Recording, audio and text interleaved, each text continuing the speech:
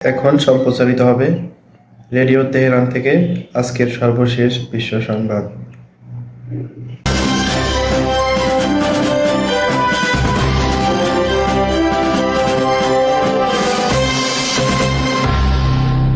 সংবাদ শিরোনাম।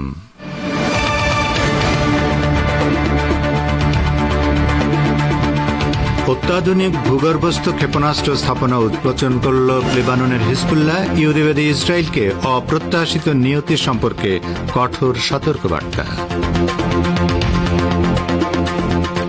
যুদ্ধবিরতির আলোচনায় ইসরায়েলের নয়া শর্ত প্রত্যাখ্যান করল হামাস। আলোচনা সত্ত্বেও আবারও ফিলিস্তিনিদের দক্ষিণ গাজা ছাড়তে বলল ইসরায়েল। বাংলাদেশের সাম্প্রতিক ছাত্র আন্দোলনে আহতদের চিকিৎসার খরচ বহন করবে সরকার। পিলখানা হত্যাকাণ্ডে শেখ হাসিনা ও তাপসের জড়িত থাকার অভিযোগ। এবং ভারতের পশ্চিমবঙ্গের একটি হাসপাতালে নারী চিকিৎসককে হত্যার প্রতিবাদে আন্দোলন তুঙ্গে।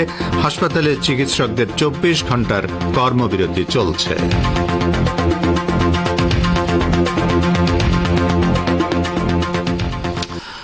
আসসালামু আলাইকুম শ্রোতা বন্ধুরা, গুরুত্বপূর্ণ সংবাদ শিরোনাম শুনলেন এতক্ষণ। এবারে বিস্তারিত বিশ্ব সংবাদে আপনাদের আমন্ত্রণ জানাচ্ছি আমি নাসির মাহমুদ। লেবাননের ইসলামী প্রতিরোধ আন্দোলন হিজবুল্লাহ একটি অত্যাধুনিক ভূগর্ভস্থ ক্ষেপণাস্ত্র স্থাপনা উন্মোচন করেছে। একই সঙ্গে ইহুদিবাদী ইসরায়েলকে অপ্রত্যাশিত নিয়তি সম্পর্কে কঠোর সতর্কবার্তা দিয়েছে। হিজবুল্লাহ পরিচালিত সামরিক মিডিয়ার মাধ্যমে একটি ভিডিও বার্তায় ইমাদ-4 অত্যাধুনিক ক্ষেপণাস্ত্র স্থাপনার কথা তুলে ধরা হয়। এই স্থাপনায় একটি জটিল টানেল নেটওয়ার্ক, ক্ষেপণাস্ত্র লঞ্চপ্যাড এবং ক্ষেপণাস্ত্র ছোঁড়ার দরজাগুলো বাইরের দিকে খোলা রয়েছে। এসব দরজা পূর্ব নির্ধারিত লক্ষ্যের দিকে ক্ষেপণাস্ত্র উৎক্ষেপণের জন্য ব্যবহার করা হবে। লেবাননের আল মায়াদিন টেলিভিশন নেটওয়ার্ক সূত্রের উদ্ধৃতি দিয়ে ভিডিওতে বলা হয়েছে, এই স্থাপনায় একটি নিরাপদ যোগাযোগ নেটওয়ার্ক স্থাপন করা হয়েছে যা একে বহির্বিশ্বের সাথে সংযুক্ত করে। এই নেটওয়ার্ক ব্যবহার করে স্থাপনাটি মিনিটের মধ্যে ক্ষেপণাস্ত্র উৎক্ষেপণের আদেশ কিংবা অন্য তথ্য আদান প্রদান করতে পারবে। গাজা উপত্যকায় যুদ্ধবিরতি সংক্রান্ত দোহা আলোচনায় ইহুদিবাদী ইসরায়েল নতুন করে যে শর্ত দিয়েছে তা প্রত্যাখ্যান করেছে ফিলিস্তিনের ইসলামী প্রতিরোধ আন্দোলন হামাস। শুক্রবার কাতারের রাজধানী দোহায় 3 মধ্যস্থতাকারী দেশ আমেরিকা, কাতার ও মিশরের কর্মকর্তারা গাজায় সম্ভাব্য যুদ্ধবিরতি প্রতিষ্ঠার উপায় নিয়ে আলোচনা করেন। ওই আলোচনায় ইসরায়েলের নয়া শর্ত উত্থাপিত হয়। ওই 3 দেশ দাবি করেছে দোহা বৈঠকে হামাস ও ইসরায়েলের দাবি দেওয়ার মধ্যে দূরত্ব কমিয়ে আনা সম্ভব হয়েছে। ইসরায়েল নতুন যে শর্ত দিয়েছে তা হচ্ছে যুদ্ধ বন্ধ করার পর গাজা উপত্যকার অভ্যন্তরে মিশর সীমান্তে সেনা মোতায়েন করে রাখবে তেল আবিব। কিন্তু হামাস এই শর্ত প্রত্যাখ্যান করে বলেছে, ইহুদিবাদী ইসরায়েলকে তার পণবন্দীদের মুক্ত করে নিতে হলে যুদ্ধ বন্ধ করে গাজা উপত্যকা থেকে সকল সেনা চিরতরে প্রত্যাহার করে নিতে হবে। ইহুদিবাদী ইসরায়েলের বর্বর সামরিক বাহিনী আবারও ফিলিস্তিনি জনগণকে দক্ষিণ এবং মধ্য গাজা ছেড়ে কথিত নিরাপদ অঞ্চলে যাওয়ার নির্দেশ দিয়েছে। যখন কাতারের রাজধানী দোহায় ইহুদিবাদী ইসরায়েলের সাথে যুদ্ধবিরতির বিষয়ে বহুপাক্ষিক আলোচনা চলছে এবং মার্কিন প্রেসিডেন্ট দাবি করছেন যে যুদ্ধবিরতি চুক্তি এখন সময়ের ব্যাপার, তখন ইহুদিবাদী ইসরায়েল দক্ষিণ ও মধ্য গাজা ছাড়ার জন্য ফিলিস্তিনিদের প্রতি নির্দেশ জারি করল। শুক্রবার ইসরায়েল এই নির্দেশ জারি করে বলেছে, খান ইউনুস শহরের উত্তরাঞ্চল এবং পূর্ব দেইর আল বালা থেকে জনগণকে চলে যেতে হবে। এসব জায়গায় হাজার হাজার অসহায় উদ্বাস্তু ফিলিস্তিনি অবস্থান করছেন। ইহুদিবাদী ইসরায়েলের বর্বর বাহিনী দাবি করছে যে দুটি অঞ্চল থেকে ফিলিস্তিনি জনগণকে তারা সরে যেতে বলছে। সেসব স্থানকে ইসরায়েলের বিরুদ্ধে হামলা চালানোর ক্ষেত্র হিসেবে ব্যবহার করছে হামাস। নোবেলজয়ী অর্থনীতিবিদ ও বাংলাদেশের অন্তর্বর্তী সরকারের প্রধান উপদেষ্টা ড মোহাম্মদ ইউনুস বলেছেন, অন্তর্ভুক্তিমূলক বহুবচনবাদী গণতন্ত্র রূপান্তর নিশ্চিতের লক্ষ্যে তার সরকার অবাধ, সুষ্ঠু ও অংশগ্রহণমূলক নির্বাচন করতে প্রতিশ্রুতিবদ্ধ। আজ তৃতীয় ভয়েস অব গ্লোবাল সাউথ সামিটে ভার্চুয়ালি যুক্ত হয়ে তিনি এসব কথা বলেন। প্রধান উপদেষ্টা বলেন, নির্বাচন ব্যবস্থা, বিচার ব্যবস্থা, স্থানীয় সরকার ব্যবস্থা, গণমাধ্যম, অর্থনীতি ও শিক্ষা ব্যবস্থা সংস্কার করা অন্তর্বর্তী সরকারের অন্যতম কাজ। গ্লোবাল সাউথ সামিটে ভারতের প্রধানমন্ত্রী নরেন্দ্র মোদীকে বাংলাদেশ সফরের আমন্ত্রণ সমর্থন জানান অন্তর্বর্তী সরকারের প্রধান উপদেষ্টা। 3টি শূন্যের একটি বিশ্ব গঠনে গ্লোবাল সাউথের নেতাদের একসঙ্গে কাজ করার আহ্বান জানিয়ে তিনি বলেন, টেকসই ভবিষ্যতের জন্য একটি শক্তিধর গ্লোবাল সাউথ খুবই সময়োপযোগী ও উপযুক্ত। এ অঞ্চলের টেকসই ভবিষ্যৎ নিশ্চিত করতে বিশ্বব্যাপী দক্ষিণকে একসঙ্গে কাজ করতে হবে। এদিকে বাংলাদেশে বৈষম্য বিরোধী ছাত্র আন্দোলনে আহতদের চিকিৎসার সকল ব্যয় সরকার বহন করবে বলে জানিয়েছে স্বাস্থ্য মন্ত্রণালয়। এজন্য সরকারি বেসরকারি হাসপাতাল বা ক্লিনিকে চিকিৎসাধীনদের কাছ থেকে বিল না নিতে সংশ্লিষ্ট কর্তৃপক্ষকে নির্দেশ দিয়েছে স্বাস্থ্য সেবা বিভাগ।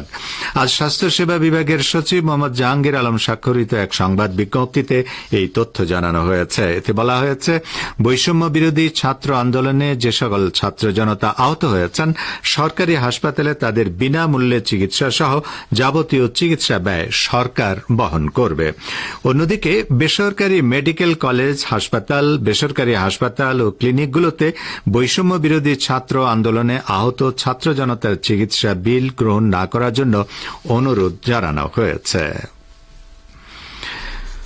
2009 সালে বাংলাদেশের রাজধানীর পিলখানায় সংঘটিত হত্যাকাণ্ডের ঘটনায় সাবেক প্রধানমন্ত্রী শেখ হাসিনা, শেখ সেলিম, শেখ ফজলে নূর তাপস সহ অনেককে সরাসরি জড়িত ছিল বলে দাবি করেছেন বিডিআরের তৎকালীন মহাপরিচালক মেজর জেনারেল শাকিল আহমেদের ছেলে রাকিন আহমেদ। আজ দুপুরে রাজধানীর মহাখালীর রাওয়া ভবনে আয়োজিত এক সংবাদ সম্মেলনে তিনি একথা বলেন। এ সময় নিহত সেনা কর্মকর্তা কর্নেল শফিকের ছেলে অ্যাডভোকেট সাকিবুর বলেন, লেফটেন্যান্ট জেনারেল জাহাঙ্গীর আলম সেই সময় কোয়ার্টার মাস্টার জেনারেল হিসেবে বিডিআর হত্যাকাণ্ডের তদন্ত কমিটিতে ছিলেন। তিনি সেই রিপোর্টের কপি প্রকাশের দাবি জানান। এ সময় নিহতের পরিবাররা 25 ফেব্রুয়ারিতে বিডিআর বিদ্রোহ না বলে বিডিআর হত্যাকাণ্ড বলার জন্য সকলের প্রতি অনুরোধ করেন। নিহত পরিবারের সদস্যরা বলেন, এই হত্যাকাণ্ডের পেছনে ভারতের হাত রয়েছে। আপনারা বিশ্ব সংবাদ শুনছেন রেডিও তেহরান থেকে। বাংলাদেশ, ভারত ও মধ্যপ্রাচ্যে শর্টওয়েভ 25 মিটার ব্যান্ডে আর বিশ্বজুড়ে ইন্টারনেট ও স্যাটেলাইটে। ভারতের পশ্চিমবঙ্গের রাজধানী কলকাতার আরজিকর মেডিকেল কলেজ ও হাসপাতালে নারী চিকিৎসককে ধর্ষণের পর হত্যার প্রতিবাদে দেশের বিভিন্ন রাজ্যের হাসপাতালে চিকিৎসকদের আন্দোলন ও 24 ঘণ্টার কর্মবিরতি চলছে। আজ সকাল থেকে দেশের সব হাসপাতালে 24 ঘণ্টার কর্মবিরতির ডাক দিয়েছে ভারতের চিকিৎসকদের সর্বোচ্চ সংস্থা ইন্ডিয়ান মেডিকেল অ্যাসোসিয়েশন IMA। সকাল থেকে কলকাতা সহ দেশের বিভিন্ন হাসপাতালে চলছে কর্মবিরতি। চিকিৎসকেরা দাবি তুলেছেন, নারী চিকিৎসক হত্যাকাণ্ডের সঙ্গে জড়িত ব্যক্তিদের অবিলম্বে গ্রেপ্তার করে শাস্তির আওতায় আনতে হবে। নারী চিকিৎসককে ধর্ষণের পর হত্যার ঘটনায় আন্দোলনকারীরা কলকাতার পুলিশ কমিশনার বিনীত গোয়েল ও আরজিকর হাসপাতালের সদ্য পদত্যাগী অধ্যক্ষ সন্দীপ ঘোষের শাস্তি দাবি করেছেন।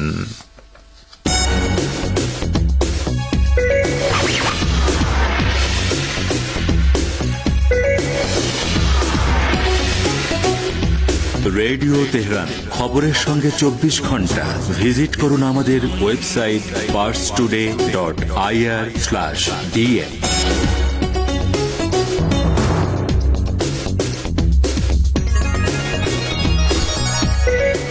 বিশ্ব সংবাদে আবারও স্বাগত আপনাদের। বাংলাদেশের সাবেক প্রধানমন্ত্রী শেখ হাসিনার পতনের সঙ্গে কোনো ধরনের সম্পৃক্ততার অভিযোগ প্রত্যাখ্যান করেছে পাকিস্তান। দেশটির পররাষ্ট্র মন্ত্রণালয়ের মুখপাত্র মুমতাজ জাহরা বালুচ বলেছেন, পাকিস্তানকে দায়ী করার বিষয়টি ভারতের বিরক্তিকর চিন্তাভাবনার অংশ। গণ অভ্যুত্থানে শেখ হাসিনা ক্ষমতা ছাড়তে বাধ্য হওয়ার পর ভারতের বিভিন্ন সংবাদ মাধ্যমে অভিযোগ করা হয় যে এই পতনের সঙ্গে পাকিস্তানের সম্পৃক্ততা রয়েছে। এছাড়া শেখ হাসিনার ছেলে সজীব ওয়াজেদ জয়ও বিভিন্ন আন্তর্জাতিক গণমাধ্যমকে বলেছেন, পাকিস্তানের গোয়েন্দা সংস্থা ISI তার মায়ের বিরুদ্ধে কাজ করেছে। এর প্রতিক্রিয়ায় শুক্রবার নিয়মিত সাপ্তাহিক ব্রিফিংয়ে মুমতাজ জাহরা বালুচ বলেন, এই অভিযোগ নির্ভেজাল মিথ্যা। পাকিস্তান বিশ্বাস করে বাংলাদেশের জনগণের তাদের সমস্যা সমাধানের এবং ভবিষ্যৎ নির্ধারণের সক্ষমতা আছে। এদিকে ইহুদিবাদী ইসরায়েলের রাষ্ট্রীয় সন্ত্রাসবাদের মোকাবিলায় ইরানের আত্মরক্ষা করার অধিকার রয়েছে বলে জানিয়েছে পাকিস্তান। দেশটির পররাষ্ট্র মন্ত্রণালয়ের মুখপাত্র মুমতাজ জাহরা বালুচ গতকাল রাজধানী ইসলামাবাদে সাংবাদিকদের সাপ্তাহিক ব্রিফিংয়ে ইরানের প্রতি এই সমর্থন জানান। তিনি পশ্চিম এশিয়া অঞ্চলের সর্বশেষ পরিস্থিতির ব্যাপারে উদ্বেগ প্রকাশ করেন। মুমতাজ বালুচ বিশেষ করে গাজায় ইসরায়েলি হত্যাকাণ্ড এবং ইরানের রাজধানী তেহরানে হামাস নেতা ইসমাইল হানিয়ার গুপ্ত হত্যার ব্যাপারে ইসলামাবাদের উদ্বেগের কথা জানান। তিনি গাজায় চলমান ইসরায়েলি গণহত্যার তীব্র নিন্দা জানিয়ে অবিলম্বে এই যুদ্ধ বন্ধ করার আহ্বান জানান। ইসরায়েল হামাস নেতা হানিয়াকে হত্যা করেছে জানিয়ে পাকিস্তানের এই মুখপাত্র বলেন, ইরান আত্মরক্ষা করার প্রতিটি অধিকার সংরক্ষণ করে। ইসরায়েলকে তার সব অপরাধী কর্মকাণ্ডের জন্য জবাবদিহিতার আওতায় আনার আহ্বান জানান মুমতাজ বালুচ। ইউক্রেনে মোতায়েন আরও একটি মার্কিন নির্মিত ক্ষেপণাস্ত্র প্রতিরক্ষা ব্যবস্থা ধ্বংস করেছে রাশিয়া। এ বিষয়ে রুশ প্রতিরক্ষা মন্ত্রণালয় শুক্রবার একটি ভিডিও প্রকাশ করেছে। মন্ত্রণালয় বলছে, মার্কিন প্যাট্রিয়ট ক্ষেপণাস্ত্র প্রতিরক্ষা ব্যবস্থার পাশাপাশি জার্মান নির্মিত IRIS-T প্রতিরক্ষা ব্যবস্থাও ধ্বংস করা হয়েছে। ইউক্রেনের প্রেসিডেন্ট ভলোদিমির জেলেনস্কি রাশিয়ার বিমান হামলা মোকাবেলায় কিয়েভকে সহায়তা করার জন্য আবেদন জানানোর পর আমেরিকা এবং তার মিত্র দেশগুলো ইউক্রেনে অনির্দিষ্ট সংখ্যক বিমান প্রতিরক্ষা ব্যবস্থা পাঠিয়েছে। রুশ প্রতিরক্ষা মন্ত্রণালয়ের প্রথম ভিডিওতে দিপ্রোভস্ক অঞ্চলের একটি মাঠে দুটি প্যাট্রিয়ট লঞ্চার এবং একটি রাডার স্টেশনের ড্রোন ফুটেজ দেখানো হয়েছে। এরপর ক্ষেত্রটিতে একটি স্কান্দার ক্ষেপণাস্ত্রের সাহায্যে আঘাত করা হয়। এতে রাডার স্টেশন এবং প্যাট্রিয়ট লঞ্চার দুটোই ধ্বংস হয়ে যায়। চীন বলেছে, আমেরিকার সারা বিশ্বের সবচেয়ে বড় পরমাণু হুমকি। এই অস্ত্রের মাধ্যমে ওয়াশিংটন বিশ্ববাসীকে ভীত সন্ত্রস্ত করে তোলার চেষ্টা করছে। চীনা পররাষ্ট্র মন্ত্রণালয়ের মুখপাত্র ঝাও জিয়াওগ্যাং শুক্রবার এক সংবাদ ব্রিফিংয়ে এসব কথা বলেন। তিনি বলেন, পরমাণু অস্ত্রের সাহায্যে ভীতি ছড়িয়ে বিশ্বে বলদর্পিতা রক্ষা করার বিষয়ে আমেরিকা যে দায়িত্ব জ্ঞানহীন সিদ্ধান্ত নিয়েছে তার জন্য ওয়াশিংটনকে অভিযুক্ত করে বেইজিং। ইন্দো প্যাসিফিক কমান্ডের অধীনে জাপানকে একটি যৌথ বাহিনীর সদর দপ্তরে উন্নীত করার বিষয়ে পেন্টাগনের সিদ্ধান্তের প্রতিক্রিয়ায় এই কড়া বিবৃতি দিল চীন। মার্কিন প্রতিরক্ষা বিভাগ জুলাই মাসের শেষ দিকে আমেরিকা ও জাপানের প্রতিরক্ষা এবং পররাষ্ট্র নীতি প্রধানদের বৈঠকের পর জাপানে সদর দপ্তর প্রতিষ্ঠার ঘোষণা দেয়। তো শ্রোতা বন্ধুরা, আমাদের নিউজ ডেস্কে এই ছিল এখনকার মতো সর্বশেষ বিশ্ব সংবাদ। সঙ্গে থাকার জন্য আপনাদের অনেক অনেক ধন্যবাদ।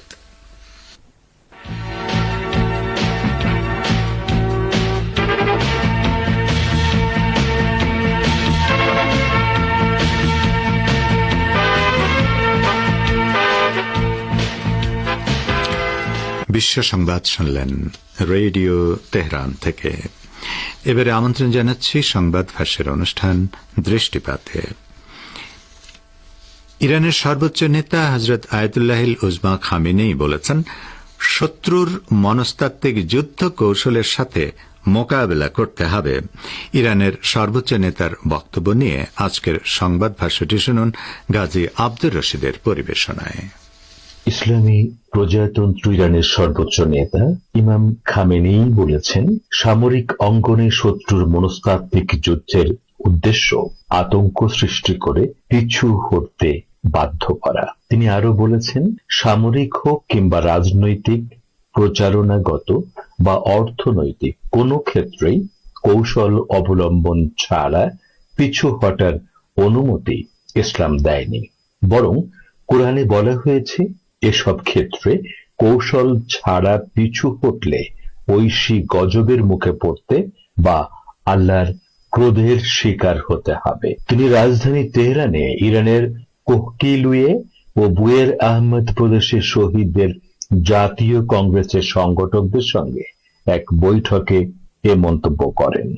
শত্রুরা বিভিন্ন ক্ষেত্রে ইরানি জাতিকে পিছু হটতে বাধ্য করার জন্য মনস্তাত্ত্বিক যুদ্ধ ও আতঙ্ক সৃষ্টি করছে বলে জানান আয়াতুল্লাহিল উজমা খামেনেই। তিনি বলেন, শত্রুর এই অপকৌশল মোকাবেলা করার একমাত্র উপায় নিজের সক্ষমতা ও শক্তি সম্পর্কে সুস্পষ্ট ধারণা রাখা এবং শত্রুর শক্তি ও সামর্থ্যকে অতিরঞ্জিত করে না দেখা। তিনি বলেন, ইরানের জন্য জীবন উৎসর্গকারী শহীদগণ তাদের জিহাদ ও আত্মত্যাগের মাধ্যমে শত্রুর এই মনস্তাত্ত্বিক যুদ্ধ প্রতিহত করেন ও ব্যর্থ করে দেন। ফার্স্ট টুডে ফার্সি জানাচ্ছে, ইমাম খামেনেই বলেন, শহীদদের স্মরণ করার সময় আমাদেরকে এই বাস্তবতা তুলে ধরতে এবং তা বাঁচিয়ে রাখতে হবে। সর্বোচ্চ নেতা বলেন, ইরানের শত্রুরা সব সময় এদেশের নাগরিকদের মনে আতঙ্ক তৈরি করে সামরিক দিক দিয়ে ইরানকে পিছু হটতে বাধ্য করার চেষ্টা করেছে। তিনি বলেন, ইসলামী বিপ্লবের বিজয়ের পর থেকে তারা আমাদের জনগণের মনে এই ভয় ধরিয়ে দেওয়ার চেষ্টা করেছে যে আমাদেরকে সবসময় আমেরিকা, ব্রিটেন ও ইহুদিবাদীদের ভয় করে চলতে হবে। ইসলামী প্রজাতন্ত্র ইরানের স্থপতি ইমাম খোমেনি রহমতুল্লাহ আলাইহি ইরানি জাতির অন্তর থেকে এই ভয় দূর করতে এবং তাদের মধ্যে আত্মবিশ্বাস সৃষ্টি করতে পেরেছিলেন বলে জানান সর্বোচ্চ নেতা। তিনি বলেন, ইমামের আহ্বানে উদ্বুদ্ধ হয়ে আমাদের জাতি একথা উপলব্ধি করতে সক্ষম হয় যে তারা নিজস্ব সক্ষমতার উপর নির্ভর করে অনেক মহান কাজ করতে সক্ষম এবং শত্রু নিজেকে যতটা ভয়ঙ্কর হিসেবে জাহির করার চেষ্টা করে আসলে সে ততটা ভয়ঙ্কর নয়। ইমাম খামেনেই বলেন, বিশ্বের যেসব দেশ আধিপত্যকামী শক্তিগুলোর দাবি দেওয়ার কাছে আত্মসমর্পণ করেছে তারা যদি তাদের নিজস্ব সক্ষমতা ও জনগণের উপর নির্ভর করে এবং শত্রুর শক্তিকে অতিরঞ্জিত করে না দেখে তাহলে তারা আধিপত্যকামীদের দাবি দেওয়াকে অকার্যকর করে দিতে পারবে। সর্বোচ্চ নেতা আরো বলেন, সাংস্কৃতিক ক্ষেত্রে শত্রুর শক্তিকে অতিরঞ্জিত করে দেখার ফলাফল হলো নিষ্ক্রিয়তার অনুভূতি, শত্রুর সংস্কৃতির প্রতি আকৃষ্ট হওয়া এবং নিজের সংস্কৃতিকে খাটো করা। তিনি বলেন, এ ধরনের নিষ্ক্রিয়তার ফলাফল হলো অন্যের জীবনধারাকে গ্রহণ করা, এমনকি নিজেদের কথাবার্তা ও আচরণে বিদেশি শব্দ ও অভিব্যক্তি ব্যবহার করা। ইরানের সর্বোচ্চ নেতা বলেন, ইরানের যেসব শহীদ ও মুজাহিদ ভয় ভীতির ঊর্ধ্বে উঠে এবং শত্রুর হম্বিতম্বি উপেক্ষা করে তাদের মনস্তাত্ত্বিক যুদ্ধের বিরুদ্ধে রুখে দাঁড়িয়েছেন তাদের প্রতি আমাদের কৃতজ্ঞতা থাকবে। তাদের আত্মত্যাগের বিষয়টিকে ইতিহাসে ধরে রাখার পাশাপাশি চলচ্চিত্র সহ নানা শৈল্পিক অঙ্গনে ফুটিয়ে তুলতে হবে। এতক্ষণ যারা আমাদের সংবাদটি শুনলেন সবাইকে অসংখ্য ধন্যবাদ। আমাদের নিয়মিত ভিউয়ার যারা আছেন তাদের 82% ভিউয়ার্স এখনও আমাদের চ্যানেলটি সাবস্ক্রাইব করেননি। সো যারা আমাদের চ্যানেলটি এখনও সাবস্ক্রাইব করেননি দয়া করে সাবস্ক্রাইব করে দিন এবং নিয়মিত আমাদের পাশে থাকবেন আশা করি। ধন্যবাদ সবাইকে।